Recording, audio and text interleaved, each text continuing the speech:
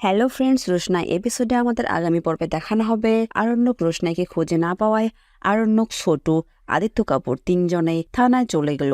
আর যাদেরকে ওদের সন্দেহ হয়েছে তাদের বিরুদ্ধে ডায়েরি করে বাইরে এসে ছোটু বলল, বাচ্চা, রাজেশ কিন্তু রোশনাইকে কিডন্যাপ করার হুমকি দিয়েছিল। আর এর আগে রোশনাইয়ের সঙ্গে যে ঘটনাগুলো ঘটেছে, রাজেশের কিন্তু হাত ছিল আর তার সাথে সোনুগমা দেবীর। তাই তারা সিদ্ধান্ত নিল বাড়িতে গিয়ে সবাইকে এক এক করে জিজ্ঞেস করবে। আবারও জিজ্ঞেস করবে যে এর পিছনে কারো হাত আছে কিনা, কেউ কিছু জানে কিনা। রোশনাইয়ের নিখোঁজ হওয়াতে বাদশা অনেক ভেঙে পড়ে গেছে। বাদশার বাবা বলল, তুমি ওখানে গিয়েছিলে কেন? ছোট যায়নি। আদিত্য উত্তরে বলল, সে যেই যাক না কেন, রেসপন্সিবিলিটি কিন্তু আরণ্যকের। বাদশার বাবা বলল, তুমি হঠাৎ এখানে কি মনে করে? তোমাকে তো কেউ এখানে ইনভাইট করেনি। আপনার কি মনে হয় আমি আপনার বাড়িতে ভোজ খেতে এসেছি? না, আমি একটা কাজে এসেছি। ছোট বলল, যাই হোক, বাড়তি কথা বলা তো লাভ নেই। সকলে জানলে খুশি হবেন যে রোশনাইয়ের খোঁজ এখন পর্যন্ত পাওয়া যায়নি। গরিমা বলল, আমি না ঠিক বুঝলাম না, শুটিং শেষ না করে কোথায় গেছে রোশনাই? জানাবে বলল, দেখো, আর অন্য কাউকে ধরেছে হয়তো। এখানে বাচ্চা ছিল, তারপরে আদিত্য কাপুরের সাথে ছিল। এখন মনে হয় আদিত্য কাপুরের থেকেও বেটার কাউকে পেয়েছে, তাই হয়তো চলে গেছে। ওর তো এটাই কাজ, ছেলে ধরবে আর জীবন কাটাবে। এটা শুনে বাচ্চা হঠাৎ রেগে গিয়ে বলল, মেম সাহেব, জাস্ট শাট আপ। অন্যের ব্যাপারে এভাবে কথা বলার আগে নিজের ব্যাপারে ভাবো। আর এসব কথা বললে কিছু যায় আসবে না। রোশনাই এখানে নেই। তোমার কি অধিকার আছে রোশনাইকে এভাবে অপমান করার? উত্তরে গরিমা বলল, তোমার তো গায়ে লাগছে কেন? আরণ্যক বলল, হ্যাঁ, আমার গায়ে লাগছে, কারণ আমি রোশনাইকে ভালোবাসি। ওই মুহূর্তে সবাই কিছুক্ষণের জন্য থমকে গেল। গরিমা বলল, কি বললে তুমি? তোমার এত বড় কথাটা সবার সামনে বলতে তোমার একটু বাধলো না? আরণ্যক বলল, যেটা সত্যি আমি সেটাই বলেছি, আমি রোশনাইকেই ভালোবাসি। সুরঙ্গমা দেবী বলল, আমাকে একটা কথা বলো তো, রোশনাইকে খুঁজে না পাওয়ার সঙ্গে আমাদের অপমান করার কি সম্পর্ক? রোশনাই তো শুটিংয়ে গিয়েছিল।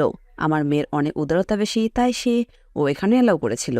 বাদশাহ বলল, রোশনাই আমার টেক কেয়ার করেছে বলে, আমার যত্ন নিয়েছে বলে আমি দুদিনেই অনেকটা সুস্থ হয়ে উঠেছি। বাদশার বাবা বলল, তুমি জোর করে উঠে দাঁড়িয়েছ, তোমার এভাবে উঠে দাঁড়ানোর কথা ছিল না। ছোট উত্তরে বলল, কি করা যাবে মিসদা, তোমরা সকলেই ভালো করে জানো রোশনাই কোনো বিপদে পড়লে বাচ্চাকে আটকানো যায় না। তখন বাদশার মা বলল, এর জন্যই আমার ছেলেটা উস্কে গেছে, সারা জীবন ধরে এরা এরকম করছে।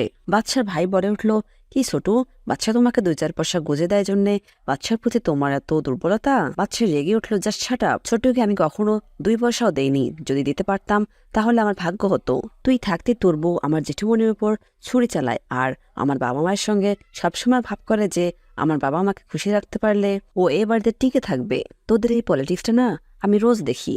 আর তার উপর তুই এত বড় বড় কথা বলছিস। তুই নিজের বউয়ের ব্যাপারে ভাবিস না, আর একটা বাইরের মেয়ের ব্যাপারে এত মন্তব্য করছিস তুই? লজ্জা করে না তোর? আর আমি ছোটর জন্য যদি কিছু করতে পারি তাহলে আমি সারা জীবনে পূর্ণ অর্জন করব। কিন্তু তুই কি করিস? হ্যাঁ, নিজের বাড়ির লোকজনকেও চিনতে পারিসনি, আর বাইরের মেয়ের ব্যাপারে এত মন্তব্য করছিস। অন্যদিকে রোশনাইকে যে নদীতে ভাসিয়ে দেওয়া হয়েছে, ওই নদীর পাশে পুরোহিত মশাই বসে পুজো করছিল। হঠাৎ তার চোখে একটা গাড়ি পড়ে যায়, যে গাড়িটা আস্তে আস্তে ডুবে যাচ্ছে। তাই পুরোহিত মশাই লোকজনকে ডাকা শুরু করলো, আর লোকজন এসে গাড়িটা তোলার চেষ্টা করছিল। ঠিক ওই মুহূর্তে দেখতে পায় গাড়ির ভিতরে একটা মেয়ে। বলে উঠল, পুরোহিত মশাই, ভিতরে একটা মেয়েও আছে। তাই তারা আরো লোক জড়ো করতে লাগলো। এদিকে আরণ্যকের বাবা বলল, উপরে যাও, উপরে যাও, তুমি তো পুলিশের কাছে গিয়ে মিসিং ডায়েরি করে এসছো, এখন তো আর তোমার করার কিছু নেই। তখন বাদশা বলল, আমার কিছু করার নেই মানে? আমি করবো না তো কে করবে?